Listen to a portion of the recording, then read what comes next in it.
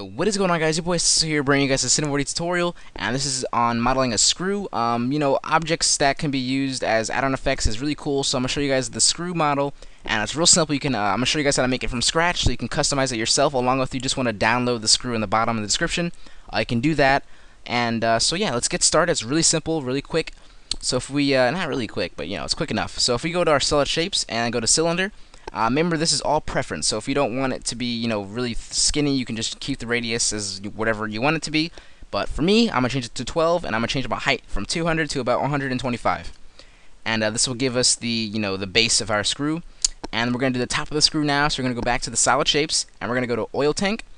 And you want to change your oil tank's radius from 100 to about, 30. So if we change it to about 30, make sure you, oops, shoot, I didn't mean to do that. So if you change it to 30, make sure you guys know that if your cylinder is thicker, you got to change your radius also a little bit more. So yeah, you can just go by it by tens or whatever, I don't know. So you want to change your height to about 20, so you have your radius at 30, your height to about 20, and you want to change your cap height from whatever it is to 6. And this will give it the nice top, like screw-like shape at the top. So yeah, you can just, what you need to do now is, hold this green arrow and just drag it up a little bit, so there's a little bit of space between the cylinder and the oil tank, like so, like I have it here. So now what you want to do is we're going to connect the two. So we're going to connect these two so it actually looks like a better, looks connected, like a really good way of connecting it, just so you don't want to just drag the cylinder on the top and just be like, alright, cool, I'm done. No. You want to do it right, and you want to make it look good, so we're going to give it a nice, curve shape right here. So we're going to go ahead and control-click on both of these. We're going to right-click, make editable, or press C on your keyboard for the shortcut.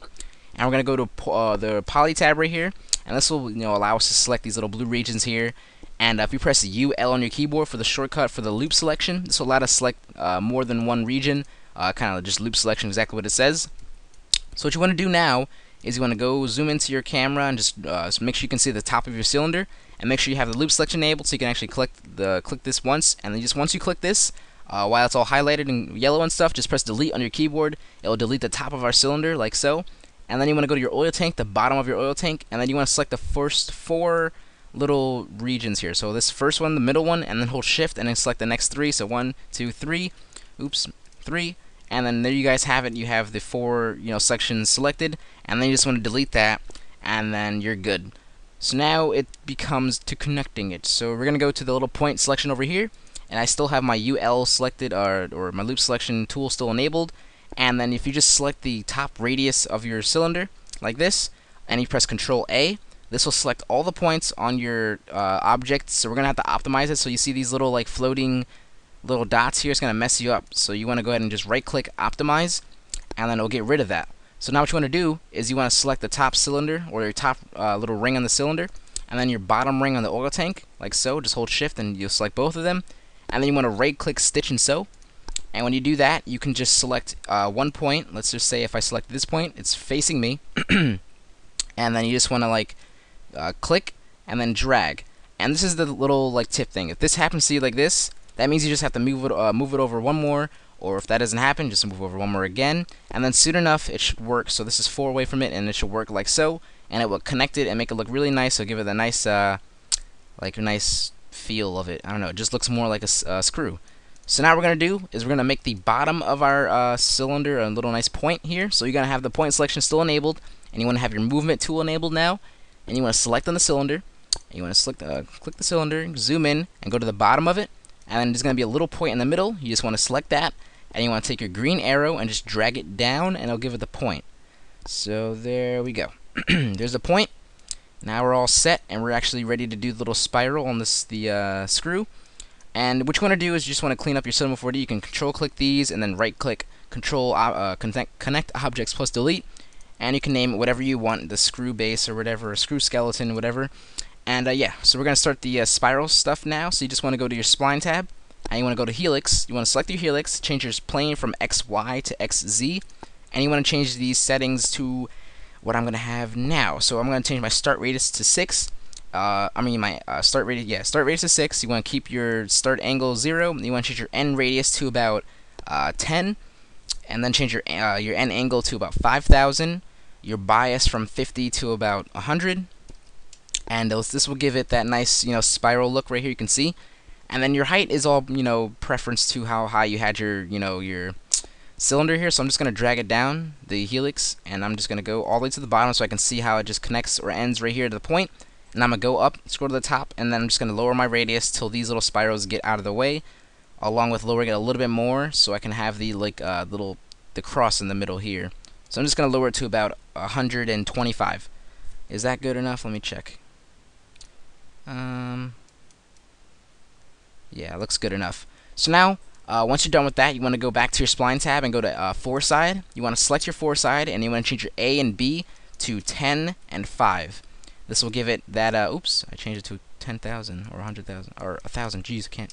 Alright, 10 and 5. There we go. Once you have that, you want to go to your sweep NURBS, and you want to go to, or you want to go to your NURBS tab and go to sweep NURBS. You want to control click on both of these and then drag these both into your sweep NURBS. And there we go. You can see like the spline is coming in handy. The height needs to go a little bit more farther up. And there we go. And you can actually see how the the spiral looks really weird right now because it's at like more of a circular shape. So what you want to do is you want to click on the sweep NURBS and then make sure you have the banking unchecked. This will give it that more sharper, spiral like it has on the screw. And there you guys go. We're done with that. So the next part is making that really quick. Oops, I gotta drag this up just a little bit. There we go. And the next part, like I said, is making the cross on the top. Now this is where I said you can be a little bit more original and take like a clan logo or whatever render you're doing, and you can actually use that as a top of your screw.